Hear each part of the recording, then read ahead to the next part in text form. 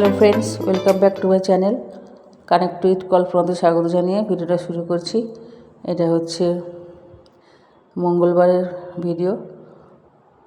তো মঙ্গলবার মানে 5 তারিখের ভিডিও এটা। তো 5 তারিখে দেখো ইলিশ মাছটা দিয়ে কাঁচা কলা দিয়ে ইলিশ মাছ রান্না হবে। আমার ছেলে এই ঝোলটা খেতে খুব ভালোবাসে। তো প্রথমে আমি ইলিশ মাছটা ভেজে নিয়েছি, তারপরে জিরে ফোড়ন দিয়ে কাঁচা কলাটা ভেজে নেবো, আর আগে থেকে একটা মশলা তৈরি করে নেবো।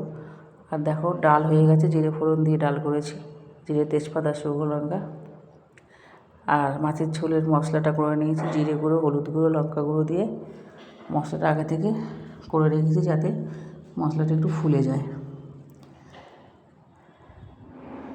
তো মাছটা তো আগে ভেজে নিয়েছি, নিয়ে এই যে কড়ার মধ্যে জিরে ফোড়ন দিয়ে দিয়েছি, দিয়ে কাঁচা কলাগুলো ভেজে নেব, নিয়ে তারপরে জল দিয়ে দেবো আর মাছটা দিয়ে দেবো। মাছটা হয়ে গেলে নামিয়ে নেবো এবং স্বাদ মতো নুন দিয়ে দেবো।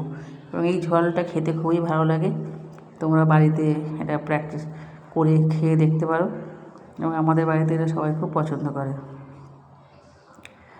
আর অল্প একটু ভেন্ডি ছিল, সেই ভেন্ডিটা ভাজা করেছি, এটা খারাপ হয়ে যাচ্ছিলো। তো ভেন্ডি ভাজা করেছি ডালের সঙ্গে, আর এই যে মাছের ঝোলটা হয়ে গেছে।